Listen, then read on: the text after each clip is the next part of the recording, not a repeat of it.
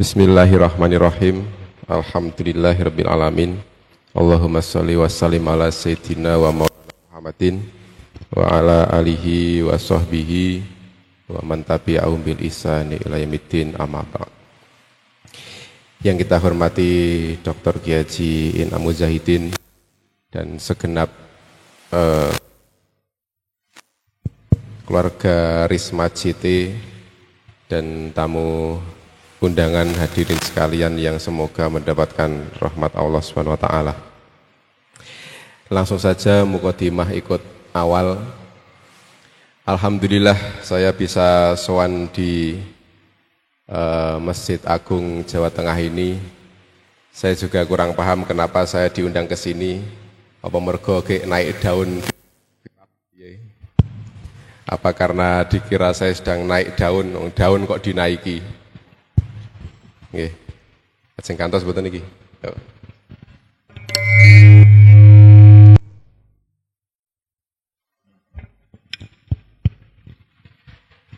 Alhamdulillah meneruskan tadi yang jadi materi dari Kiai Inam Mujahidin soal istiqomah. Soal istiqomah.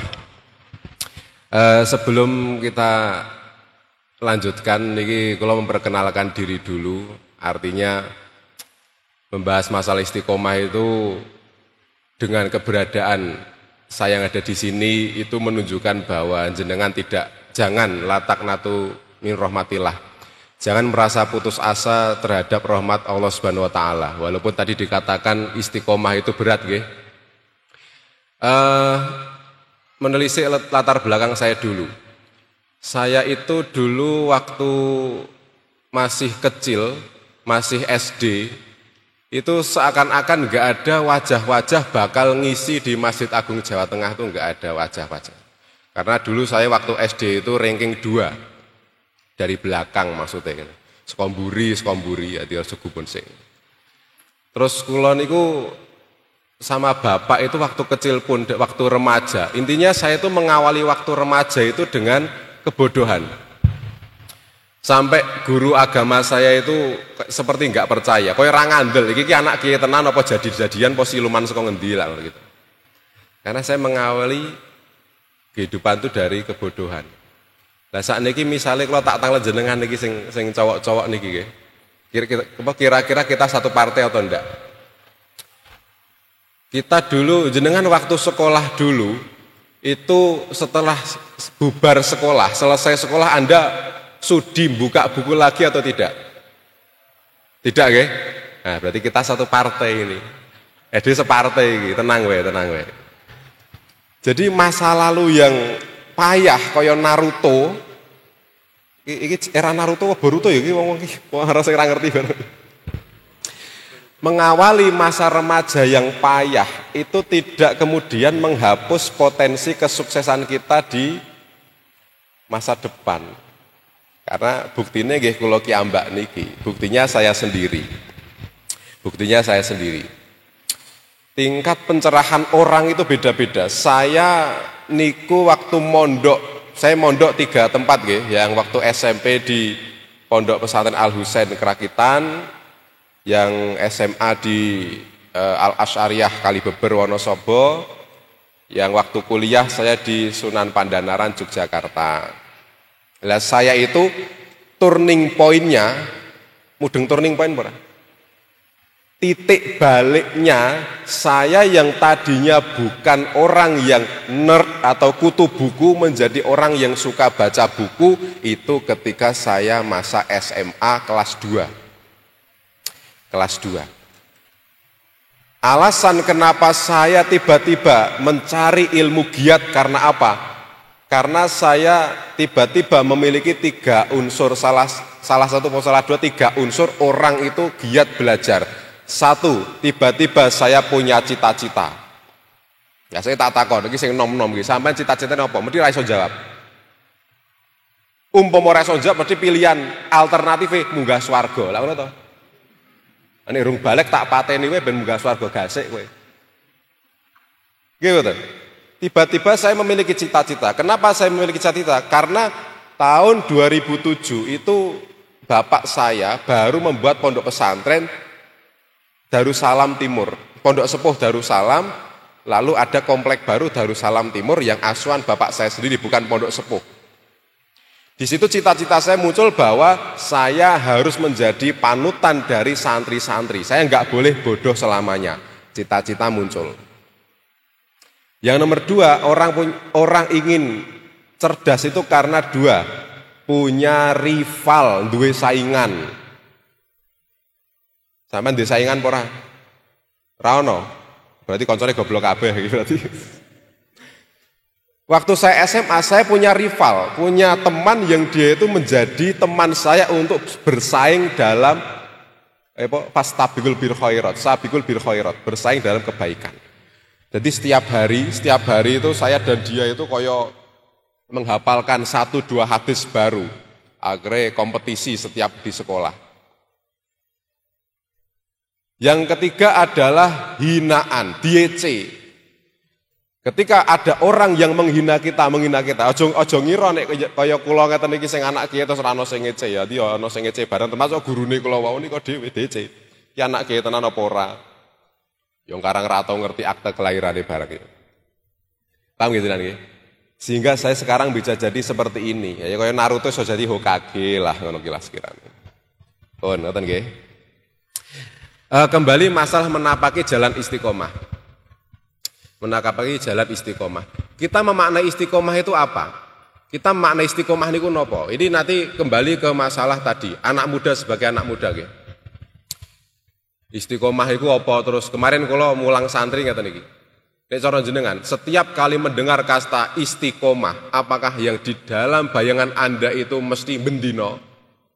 Apakah yang ada dalam imajinasi Anda itu pasti tiap hari dilakukan? Iya betul. Bendino. Nah, saya tak takon. Poso Ramadan jenengan mesti poso Ramadan betul. Anda mulai balik sampai sekarang setiap Ramadan puasa betul. Istiqomah ra jenenge. Setahun pisan ngono kuwi. Mudeng betul. Jadi ada keistiqomahan kayak wani kok ngendikane Profesor Nur Khairin tadi, ada momentumnya, ada istiqomah daily, harian, monthly bulanan atau yearly apa? Atau setahun sekali. Ketika itu dilakukan istiqomah ragu. Istiqomah karena orang juga akan mengatakan misalnya jenengan nonton sing umure sak kula 3 dosonan nonton sing ada yang pinten iki mungkin 50 tahunan bisa mengatakan saya setiap Ramadan saya istiqomah pasti puasa Ramadan. Setahun pisan. Tapi tetap menyebutnya istiqomah. Ngoten nggih? Jadi itu kita tuh membayangkan kadang ada kata-kata yang masuk dalam imajinasi kita itu berbeda dari makna sempit dan makna luasnya. Kayak dene masjid niki nggih, masjid. Umarul masjid. Di dalam Al-Qur'an di dalam hadis itu ada kata-kata salah satu penyebab azab Allah itu dibelokkan adalah ketika di dunia ini ada umarul masjid. Orang-orang yang meramaikan masjid. Lo tak takon, makna rame iki apa? Rame iki piye? Masjid sing rame niku sing pripun? Orang-orang akan memaknai beda.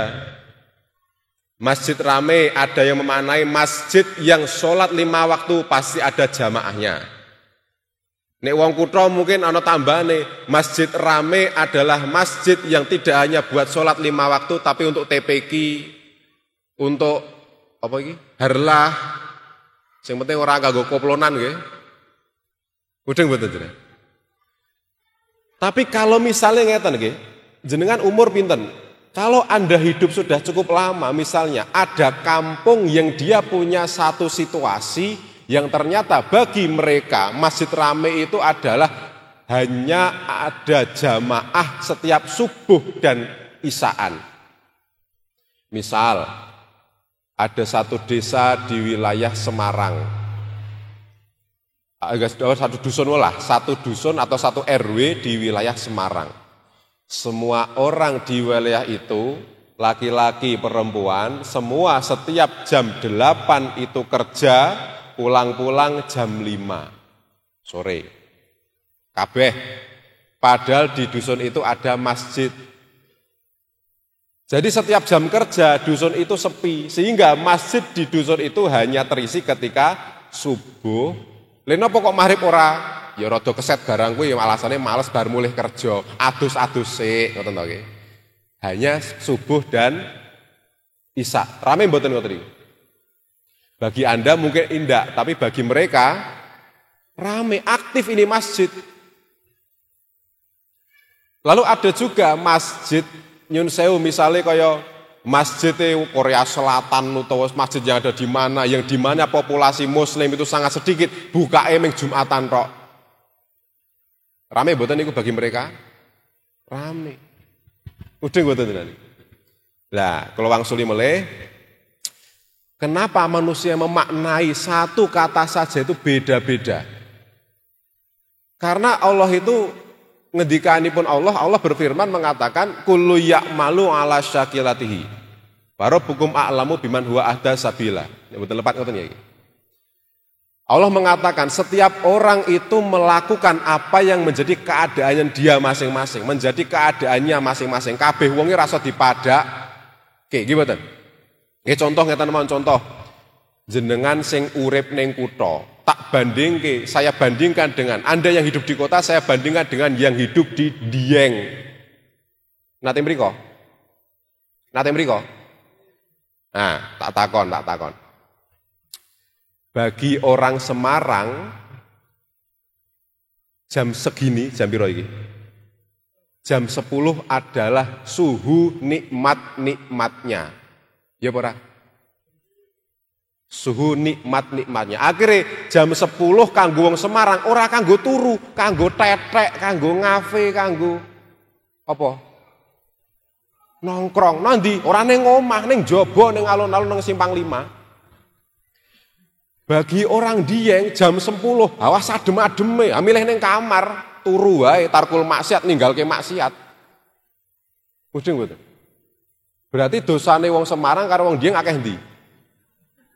Sampeyan sing jawab dhewe ya kowe aku. Mudeng mboten iki?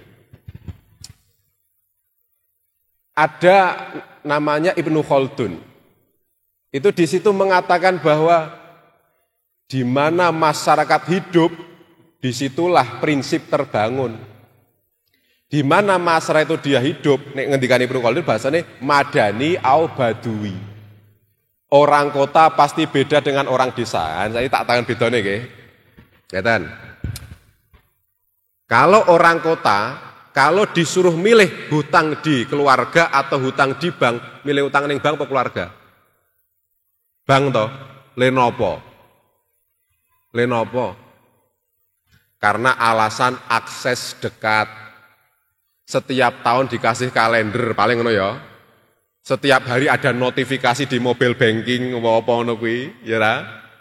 Ditawari kredit sak piturute.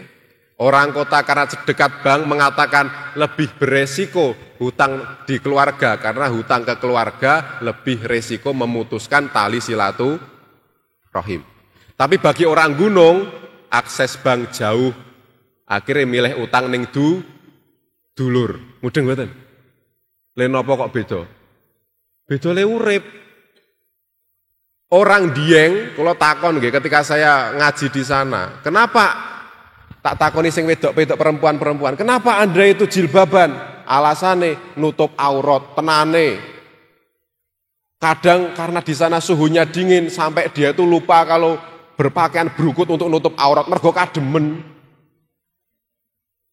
Ya berani. Tapi Anda yang hidup di Semarang dengan suhu 32 derajat lebih, kok Anda mau tetap nutup aurat kudungan, walah sampai nonton iklan sampo diurutke kabeh, sing daun min, sing freeze, sing apa, jajali kabeh, rambutnya adem apa ora. Sakniki apa di toko di apa e-commerce itu sudah banyak. Ada pakaian berkipas angin, topi berkipas angin, tuku kono jilbab berkipas angin. Kene iki ketemu kipas angin ngono kan. Gayane kepen adem tekan ngomah gering. Waduh. Wedeng mboten tenan. Satu niku. Anda di kota, gebiaring donya, nek cara bahasa Jawa gebiarnya dunia, itu lebih dekat dengan Anda. Sementara orang gunung, kalau bahasa di rumah saya itu, kan nyun sewu nggih, kula niku terlahir di wilayah Kiai Torekoh. Nyun sewu, kiai itu ada banyak. Ada kiai spesialis Torekoh, ada kiai spesialis Basul Masail, ada kiai taksis Quran, ada kiai khusus alat, ada kiai salaf, ada kiai hikmah, sak piturute. Pernah ngertos mboten tadi? Pernah tahu mboten? Kalau kiai Basul Masail, tamu-tamunya akan bertanya, "Pak Kiai, ini hukumnya apa? Ini hukumnya apa?"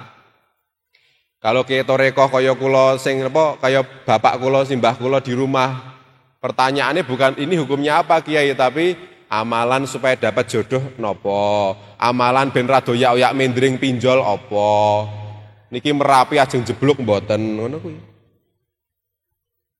Mudeng mboten jenengan. Lah niki. Jamaah Torekoh terbanyak adalah orang-orang yang pedesaan atau orang-orang yang di gunung-gunung. Kenapa? Karena mereka jauh dari perkotaan. Karena mereka spiritualitas adalah hiburan mereka. Itulah kenapa orang kota dengan orang desa itu lebih rajin ibadah orang desa. Karena mereka tanpa sadar mereka itu sudah detoks dopamin. Apa kuwi? Apa kuwi? Dopamin detok mereka sudah ada, karena apa? Di pelosok-pelosok desa mungkin internet tidak lancar, jauh dari perkotaan. Nek wong Semarang melaku sekilo ketemu toko elektroniknya komplit, TV 24 in sampai 75 in tersedia kabeh. Sementara wong Dieng melaku nang toko elektronik terdekat, layar terlebar 32 in. Sehingga kalau orang kota berlomba-lomba mencari TV 75 in, berlomba-lomba nabung bentuk iso tuku TV 75 in. Lha napa ben nek ngrasake nonton bal-balan melu tingak-tinguk bali rono. Sementara orang gunung karena mayoritas hanya 32 in, enggak pernah kepikiran ingin beli TV 75 in. Mudeng mboten jenengan? Paham mboten? Jadi di mana kita tinggal mempengaruhi mindset kula jenengan. Cobaan orang gunung akan lebih sedikit. Karena apa? Hawanya dingin. Jarang nguruh wong wedok sing roke piro? Nang kene paling dhuwur piro? Piro? Rasa isin piro? Jare di bojo masa apal ngene iki. Yo nek rok semono ki le cincingi piro dhuwure Mas yo. Wong gunung ra ono sing rok mininan, ra ono kademen ning kono. Dadi wong gunung ki vitamine ya rada kurang, mungkin rada cepet mati kok piye. Iki guyon mawon iki. Tapi orang kota dengan suhu seperti ini banyak yang saya kanggo wong lanang cobane wong lanang banyak wanita-wanita seksi. Sehingga cobaan orang kota itu besar-besar. Makanya nek jenengan iso sabar ngadepi kaya ngoten niku ganjarane insyaallah luwih gede. Amin Allahumma. Milih ngamini apa milih pindah omah gunung? Milih ngamini. Sambil nyawang iki mesti iki. Paham ngene nggih? Lah niku. Jadi keistiqomahan itu sifatnya sendiri-sendiri.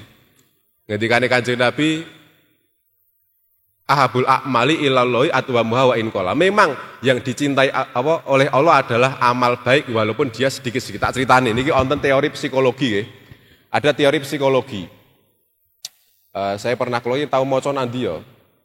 Misalnya ngeten, kalau Anda berniat untuk mengistiqomahkan sesuatu, buatlah menu istiqomah seringkas mungkin. Maka nafsu Anda akan justru malah balik. Iki wonten contoh. Ada seorang laki-laki awake kuru kaya kula ngeten iki lah mungkin nggih. Kemudian dia itu kepengen punya badan yang maskulin, apa? Atletis lah. Akhirnya dia membuat menu olahraga setiap hari push up 1 kali. Ini cara jenengan berarti goblok sepengin pisan ya ora ngefek ngoten to nggih. Tapi dia membuat itu. Atau kata lho aja sing nemen 1 kali, 3 kali wes. Sehari saya akan push up 3 kali. 3 kali. Dia membuat prinsip seminimal mungkin. Apa yang terjadi? Ketika dia melakukan rutinitas menu istiqomah tadi, 1, 2, 3, egoisme dalam dirinya berontak. Sifat tidak mau kalah. Jadi dia punya rival tapi dirinya sendiri. Alah, mosok meng 3, sisan 4, alah sisan 5. Akhirnya niatnya cuma 3 kali sehari, tapi setiap dia praktek jadi 10 kali sehari. Karena orang itu kalau terlalu sedikit, biasanya ya ora trimo dhewe. Mudeng mboten? Mudeng mboten? Lah nggih. Sampai misalnya kita membuat keistiqomahan, bentuknya apa? Membaca Quran. Dawuh Ki Haji Muntaha Al-Hafidz, Allah yarham. Itu mengatakan, bacalah Al-Quran walau 1 ayat setiap hari. Kalau coba Anda amalkan, pokoknya saya setiap hari akan membaca 1 ayat. Tekan gone lak ra kuat, mesti kepinginnya punjul. Misalnya, iki jatahe Al-Baqarah ayat 1. Aku tak niat maca Quran lah. Alif Lam Mim, wis tutup. Lah ya arep ngono. Mesti kurang toh. Anda pasti intinya iki piye yo, boleh jelas iki ada sesuatu di dalam diri kita, spiritualitas kita yang mengatakan, yo aja kesithikeun kok kowe kok keset temen. Mudeng mboten? Jadi buatlah menu yang sedikit, nanti biarlah diri Anda yang akan merubahnya sendiri. Diri Anda yang akan merubahnya sendiri. Wonten contoh nggih. Ada sebuah contoh. Di tempat saya itu ada anak muda seumuran saya niki, dia berniat untuk ikut Torekoh Sadiliyah, untuk ikut Torekoh Sadiliyah. Apa jenengane? Torekoh Sadiliyah itu adalah amaliyahnya dibaca setiap habis sholat subuh. Tapi kalau dia kesiangan bangun, maka boleh dibaca sebangun-bangunnya dia. Ngerti nggih? Lah, dia sebelum baiat, dia mengamalkan dulu, latihan dulu. Karena dia itu enggak berani baiat karena dia merasa setiap hari paling enggak bangunnya jam 7. Ini subuhan pokok doan, adaan pokok doan gitu. Kodok nggih? Kodok. Dia mengamalkan itu. Jadi dia merasa dia itu bukan ahli ibadah, tapi mencoba mengamalkan wirid Torekoh Sadiliyah. Setelah dibaca, bangun jam 7, subuhan kodoan, dibaca Torekoh Sadiliyah. Dibaca Torekoh Sadiliyah, paling 10 menit. Dalam membaca itu 10 menit selesai. Hasilnya apa? Tanpa ada kiai yang menasehati, tanpa ada kiai yang menyuruh, dia malu sendiri sama Allah Subhanahu wa taala, mundur. Yang tadinya bangunnya jam 7, mundur setengah 7, mundur jam 6, sampai tekan subuh. Mudeng mboten? Jadi ketika Anda niatnya itu sudah baik, wa in qola, walaupun sedikit, selanjutnya biarlah Allah yang mengatur. Ngoten nggih? Paham nggih? Jadi latak natu min rahmatillah, jangan merasa putus asa terhadap rahmat Allah Subhanahu wa taala. Terakhir niki kangge nyemangati anak muda, karena jenengan niku nek kalau susah bertakwa, ora usah khawatir karena takwa itu barang istimewa. Barang istimewa itu memang bukan hal yang instan. Kulo iso mikir seperti ini, saya di usia 30 bisa mikir masalah ketakwaan, bisa mikir masalah keimanan. Ya memang tidak instan. Misalnya niki sing sepuh-sepuh sing kagungan pun nate garwa niki nggih. Misalnya usia pernikahan Bu, sak pengalaman itu loh, anakku wis loro. Dan saya bertanya pada mereka-mereka yang sudah menikah. Orang ketika baru menikah, itu paling enggak usia pernikahan sebelum 5 tahun biasanya akeh konflik gitu. Leres betul Bu? Leres nggih? Usia pernikahan sebelum 5 tahun konfliknya akeh ora? Kathah. Jadi jenengan nek jenom rasa rumangsa urung takwa, urung iso iman, tenang wae. Engko ana mangsane, sing penting ana upayane, walaupun wa in qola tadi, walaupun sedikit. Pernikahan pertama Kenapa kok banyak konflik? Karena pertama kali punya istri, pertama kali punya suami, orang tua pertama kali punya mantu. Mereka akan belajar dulu. Pertama kali punya anak, rebutan anak, ngatur ngene, bojoku kok ngene, kok ngorok, kok galak, kok ABCD. Sampai pada titik setelah mencapai satu periode 5 tahun, pilpres. Ya ora, maksudnya iki apa? Review kembali. Niki tak ceritani. Saya itu seumur-umur, ini cerita gitu, tapi gak buat hikmah, aja ditiru. Seumur-umur belum pernah berkontra dengan orang tua. Tapi setelah saya punya istri, niku pertama kali seumur saya itu saya kontra dengan orang tua, bener-bener arep cekcok. Arep gitu, untungnya arep, karena saya juga masih punya tata krama. Arep. Karena apa? Ya niku wong tua gek wae ndek mantu, gek wae ndek putu, kadang ada kesenjangan di situ. Semua saling berusaha belajar. Tapi semakin lama semakin mempelajari. Oh, butuhe mantuku ngene. Oh, butuhe bojoku ngene. Oh, butuhe anakku ngene. Oh, carane ngadepi dulure bojoku ngene. Ipar baru belajar punya ipar. Saudara baru belajar punya ipar. Semua saling belajar. Begitu pula dengan Anda. Karena kita itu mungkin nasibnya beda. Misalnya, kaya kula niki sampai jam 10.15 nggih. Jam 10.15. Pon ngeten mawon. Kita terlahir sebagai orang yang beda-beda, lahir sebagai orang beda-beda. Wong tuane beda-beda. Kula duwe wong tua yang saya punya orang tua yang selalu mengupayakan rezeki halal saya karena orang tua saya ya kiai, jadi nguparake kiai. Tapi bisa jadi Anda punya nasib yang sebaliknya. Semoga mboten nggih. Anda mungkin punya orang tua yang waktu kecil, ketika Anda masih kecil, Anda tidak memegang kendali makanan apa yang masuk karena masih dibiayai orang tua. Bisa jadi Anda punya orang tua yang tidak peduli halal haram. Bisa jadi Anda nakal Anda saat ini termasuk karena barang halal yang pernah masuk ke dalam tubuh Anda. Ini ojo golek kambang hitam gara-gara wong tuaku ya. Nyuwun tulung karo Gusti Allah. Karena Allah yang menempatkan Anda di situ. Terakhir saya kasih kisah fiktif karangan saya sendiri, tapi ini penting untuk pelajaran kita. Allah menciptakan manusia yang dia, katakanlah, ini kisah fiktif, kisah karangan. Allah menciptakan manusia yang saat ini usia dia itu 100.000 tahun.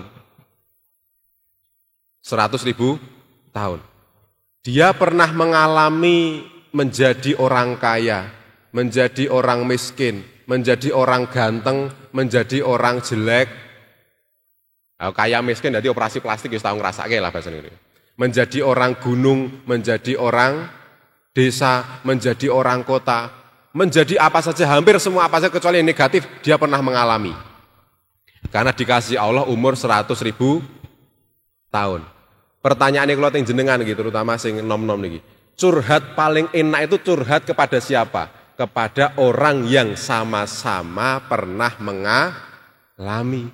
Akhirnya orang ini kalau buka praktek menerima curhat-curhat, saya akan menjadi listener for you. Nikmat betul nih. Jenengan pengen curhat orang nongong ini. Karena dia merasakan semua nasib yang ada di bumi ini. Anda akan ingin curhat dengan dia.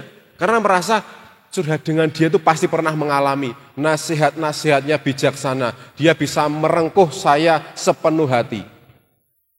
Pertanyaan yang akan kita ajukan adalah, kalau manusia ini bisa sebijaksana itu, bagaimana dengan Tuhan yang Maha Esa yang menciptakan dia? Mudeng mboten jenengan? Jenengan selalu kadang ditakut-takuti, Allah itu mudah murka. Allah itu A, Allah itu B, Allah itu C. Padahal kita itu disuruh untuk berbaik sangka kepada Allah Subhanahu wa taala di kitab Roh Syekh Ibnul Qayyim Al-Jauziyah, kita disuruh berbaik sangka kepada Allah Subhanahu wa taala. Jadi latak natumin rahmatillah, jangan kita itu berkecil hati, merasa putus asa dengan rahmat Allah. Ya Allah, bagaimana saya mau masuk Masjid Agung Jawa Tengah? Saya itu anak dari orang yang suka minum khamr, saya itu anak dari begini, saya itu tukang copet, saya begini. Orang ada urusan, enggak ada urusan. Selagi kamu berusaha menjadi orang baik, Allah akan menerimamu apa adanya. Di dalam Al-Quran itu kita diceritakan sosok Fir'aun. Kita akan mengatakan laknatu, gimana? Fir'aun dilaknat oleh Allah. Tapi itu dalam makna apa? Apakah Allah itu pernah berkata, wah, Fir'aun adalah produk gagal saya? Pernah mboten Gusti Allah ngendika ngoten niku? Enggak pernah. Kenapa? Karena manusia seburuk Fir'aun pun itu bukan produk gagal Allah, karena Allah tidak akan pernah menciptakan produk gagal, karena Allah maha sempurna. Mudeng mboten? Paham mboten jenengan? Jadi kalau langsung nih, jangan merasa putus terhadap rahmat dari Allah Subhanahu wa Ta'ala. Siapapun Anda, apapun latar belakang Anda, Allah pantas disembah oleh siapapun, termasuk pembunuh bayaran, nyembah Allah pantas, maling, nyembah Allah pantas, pemerkosa, nyembah Allah pantas. Bukan karena dosa kita lalu kita itu gugur kewajiban menyembah Allah, bukan. La taqnatu min rahmatillah. Pun ngoten nggih, kene kedanten wis do ngantuk kabeh, wis nyawang wong angop pira mau kesedot kaya ngendikane Pak Yai ngono malah klenger aku ora iso mulih. Nggih, semoga apa yang saya utarakan tadi saya sampaikan kurang lebihnya mohon maaf, membawa manfaat untuk kita semua. Amin ya rabbal alamin. Saya kasihkan kembali ke moderator, monggo.